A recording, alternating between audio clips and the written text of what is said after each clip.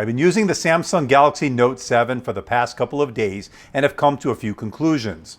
Hi, my name's Andrew and this is my review of the Samsung Galaxy Note 7. Let's see if it lives up to the hype and price tag. Let's find out if it's a buy or a don't buy.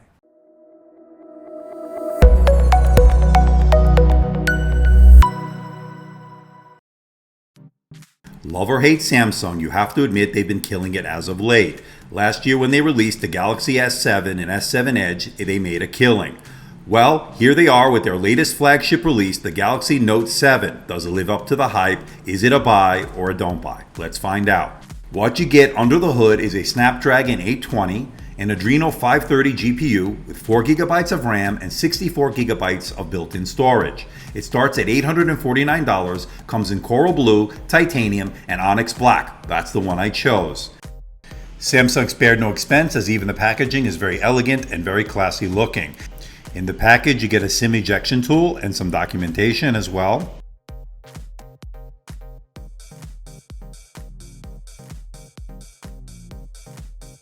Here's your fast charging adapter. It charges very fast. Your USB Type C cable. Extra nibs for your S Pen along with a tool to remove them. A USB connector and a micro USB connector. Nice touch because you're going to need that for the USB Type C, and a pair of stereo headset earbuds. Overall, nice packaging, great presentation, Samsung. The Galaxy Note 7 weighs 5.96 ounces, is 0.31 inches thick, and is covered in Gorilla Glass 5. It is a metal and glass design, and it is elegant and very classy looking. This is without a doubt one of the better looking phones out there right now. The Galaxy Note 7 has an IP68 rating, meaning it is waterproof, although I wouldn't be submerging it in water too often, just in case. But it can withstand a spill here and there, and that's nice to know when you're out and about. As far as ports are concerned, a lot of things have changed and some have stayed the same. You still get your 3.5mm headphone jack, unlike the upcoming iPhone 7. And Samsung decided to go with USB Type-C to charge the device. It supports fast charging and it supports wireless charging. Nice touch. Microphone.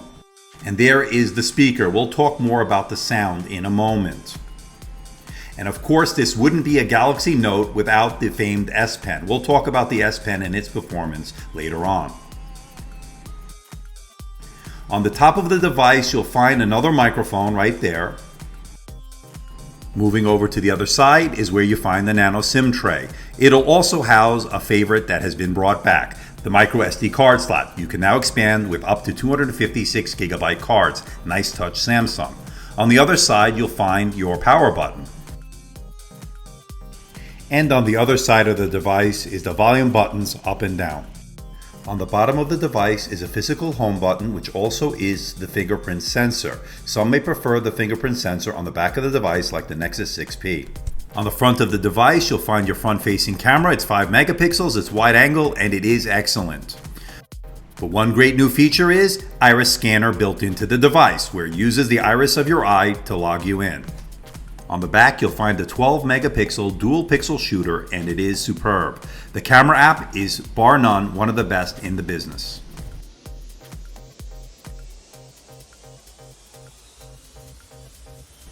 One of the biggest features of this device is, of course, the famed S Pen. And no, you cannot put it in backwards anymore, and you cannot break it, as that was a problem with the Galaxy Note 5. What you get is 4,096 levels of pressure sensitivity, and it uses, as it always has, the Wacom technology. It works excellent. Once you take it out of the silo, you can take quick notes, as you do not even have to turn the screen on. A great handy feature for jotting down quick numbers and quick addresses or quick notes on the run. Now, S Pen has been upgraded with many new features, too many to go into right now, but suffice it to say, they really are welcome. Great feature is called Smart Select, where you can select certain parts of the screen and you can share them via email, via text messages, or you can annotate them. Certainly a great way to get notes off of your device. The S Pen also has another great feature where it has Translate, where you hover over one of the words you need translating from, say, here English to Russian, or you can do many other languages, and it just translates. Nice if you're traveling abroad, great for business people who do business internationally. I really like that feature, and I think it will come in handy when I do some traveling later this year. And just like the Galaxy S7 Edge, the Edge panels are present here on the Galaxy Note 7, and for good reason. They were very popular with the S7 Edge. And here you could check sports, you could check news, you get weather. There are some tools here, such as a compass, flashlight, ruler, and there are a lot of free ones. There are some paid ones, some of which were good, some of which I really didn't care for. But overall, nice to see the Edge panels, a carryover from its long-distant cousin, the Galaxy Note Edge. And of course, the star of the show is that beautiful Super AMOLED display at 5.7 inches and a resolution of 2560 by 1440. It is outstanding. And it has a brightness that gets on uncharted levels at 1048 nits in extreme brightness. And it's at 518 ppi. It also does high dynamic range video. Overall, this is one of the best screens, if not the best screen on the market right now. Test the sound. Let's take a look and a listen at our latest video to see how that one speaker performs. And I've been putting it through its paces ever since. Hi, my name's Andrew, and this is my review of the Chewy VI10 Plus with Remix OS 2.0. Let's find out if it's a buy or a don't buy. Sound was okay, although I did wish it did have stereo speakers just like the Google Nexus 6P. As far as performance is concerned, you will not be disappointed. It has a Snapdragon 820 and Adreno 530 GPU. As far as the Geekbench test, it did a 2254 on the single core score and a 4750 on the multi-core score. Typical flagship results you get from a Snapdragon 820. And on the Octane 2.0 test, it did a 6796. Finally, on the Antutu benchmark, it did 139,273. As far as battery life is concerned, the Galaxy Note 7 did very well. It has a 3500 milliampere battery. On a battery rundown test, it did 9 hours at 100% screen brightness, whereas it didn't do quite as well as the S7 Edge, which got 10 hours, but it did much better than the iPhone 6s Plus, which did only 4 hours and 11 minutes. Overall, excellent job, Samsung, on the battery. So overall, is a Samsung Galaxy Note 7 a buy or a don't buy? Does it live up to the hype as being the premier flagship on the market today? Is it worth the hefty price tag of $850 plus? Well, I'm gonna have to say it's a buy. However, it is extremely expensive and may not be for everyone. If you're coming from the Galaxy S7 Edge, then you probably would want to pass on this unless you really need the features of the S Pen. Otherwise, this is a very similar device to the S7 Edge. And for those who want a stock Android experience, Google should be coming out with a new line of the Nexus phones very shortly, which would provide quicker updates and more stock Android feel.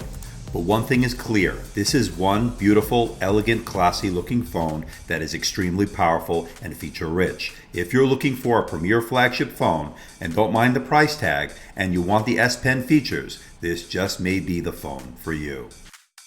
So what do you think about the Samsung Galaxy Note 7? Do you think it lives up to the hype? Do you think it lives up to its hefty price tag? I think it does, but I also think it's very expensive. I'm curious to find out what you think about it. Let me know in the comment section below. I am curious to know. Coming very soon to AMDtech is an unboxing and review of the Xiaomi Mi Notebook Air, a MacBook Air competitor coming all the way from China with a good price, good build construction and quality, and good specs. Stay tuned for that special unboxing followed by the review coming very soon. So please hit the like button, please subscribe, please share this video.